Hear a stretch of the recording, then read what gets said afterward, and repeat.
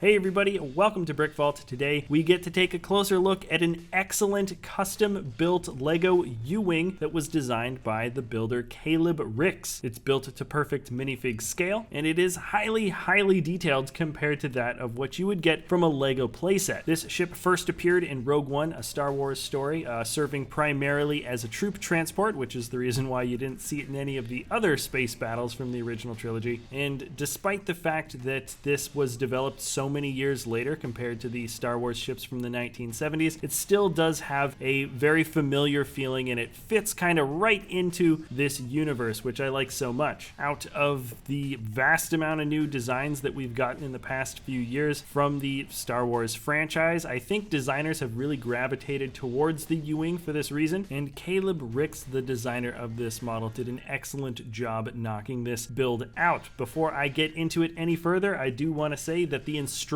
for this build can be found at our web store. That's www.brickvault.toys. With the purchase of instructions, you get them in PDF format, fully stepped out for you, and there's also a digital parts list that can be uploaded online to instantly order all the pieces that you're going to need to make this build happen. Getting instructions from our web store is an excellent way to, of course, help support us at the channel, but it also really helps support the builders that we work with, like Caleb. So now that I've said all that, let's now jump into some of the closer details, some of the things that I think are definitely worth taking a closer look at. And first, let's start off with the functions or interactive features of the model. You can get minifigures into the cockpit. It just kind of detaches from the body of the ship. In reality, people would actually enter through the bottom and climb up into the seats, and the cockpit windscreen wouldn't normally come off. But of course, it's way easier to access through the top like this. The seats are very adjustable, and for that reason, they're slightly delicate, so I usually just take them out and put the figures in the seats and then just snap them right back in. There's some excellent detailing for the seats themselves, as well as the controlling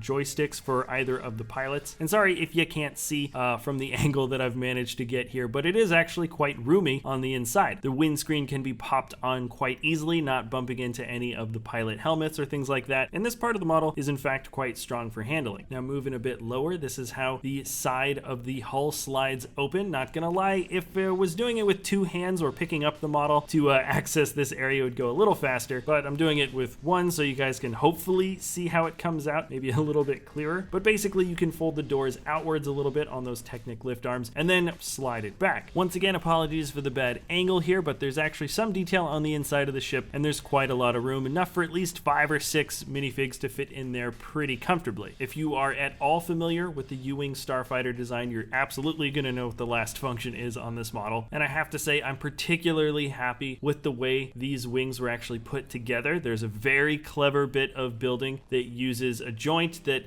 kind of slides some plates and tiles just underneath some panel pieces that cover that little edge. It goes all the way out to the tip, and there's plenty of details that show some slightly altered or maybe damaged or weathered bits of the wings to kind of differentiate themselves a little bit. As for the S-foil articulation function, or just the wing folding function, it works pretty easily. You unstud it from the body by just one little stud that keeps them onto the side, and it's pretty self-explanatory. You can slide the wings all the way back. What's interesting from this shot here, though, is you can see that the model itself leans back a bit with the weight of the wings once it's in its flying position. So we have developed just a couple of little studded pieces that go into the bottom of the wings and hold them up in place. It is actually not the first time this exact method was employed on another custom LEGO U-Wing ship, and I have a feeling it's just how this physical model exists in real life. At the end of the day, the wings are just a bit long and the mass of the main body isn't heavy enough to hold them up, but as you can see these different shots of the ship going by, the angle for the wings being folded out, I believe, is just about perfectly accurate to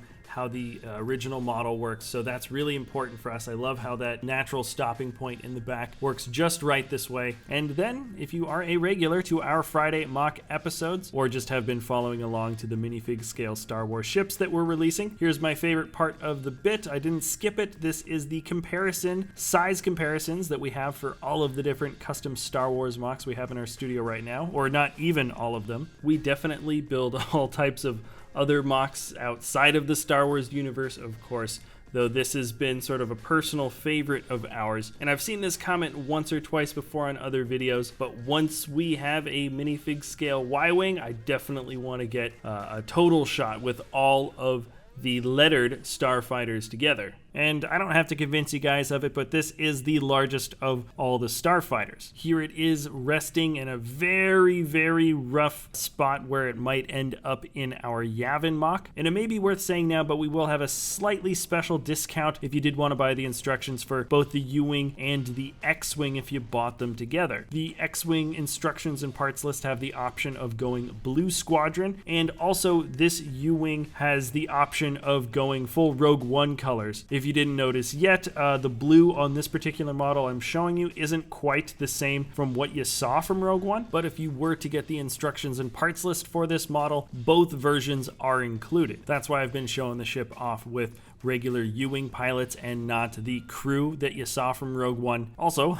included in the parts list are those two U-Wing pilots if you wanted to get them as well to finish off the build. Right, now when it comes to dimensions, this ship is 75 centimeters long or 25.5 inches, 27 centimeters wide or 10.5 inches, and 12 centimeters high or 4 or almost 5 inches. With the wingspan open, those dimensions go to 88 centimeters wide or 35 inches, and we've officially moved on to some of the external detailing. Here are some of the engines a bit closer up proportionally with the rest of the body. I'd say they're maybe a little bit wide if you were being super nitpicky, but ultimately you have a wonderfully detailed construction. To say the very least, we're pretty experienced when it comes to making fun different types of brick-built cylinders. We've got all kinds of engines already, and it was refreshing to see that Caleb had at least two techniques that I personally had never seen before just in the engines. It's kind of funny because in these engines there's maybe 3 or 4 totally different cylindrical techniques used to make all those different size circles work, so they're actually quite complex. The heat dispersion fins in the back are a similar construction to what you may have seen from the Snow Speeder, and then we have a completely different style of construction that makes up that grille in the front of the ship. Personally, I like the look of the U-Wing from the front the most, just in terms of how I appreciate the ship in general, and I'd say Caleb captured the proportions really well here. You can see a little bit of those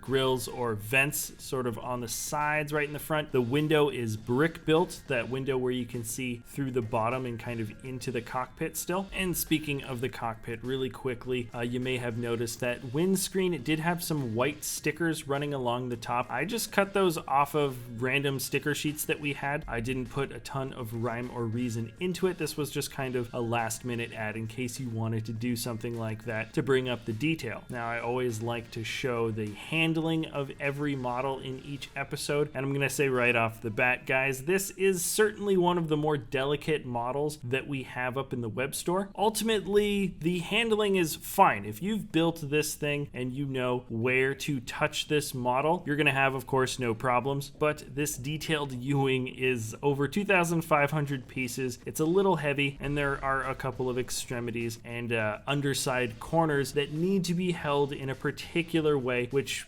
makes it just more of a display model. You technically could try swooshing it, but proceed with caution. So there you have it. This is the U-Wing minifig scale, totally complete in the studio. It's an expert design, and I can't wait till we build our second one. All right, so that is going to be it for this episode, everybody. Remember, you can find the instructions for this build at our web store at www.brickvault.toys, linked in the description below. If you enjoy our content, you can always like or subscribe. If you have any ideas about another LEGO mock you'd like to see us do in the future, please let us know in the comments section below. Thanks for watching, everybody, and we'll see you next time at BrickVault.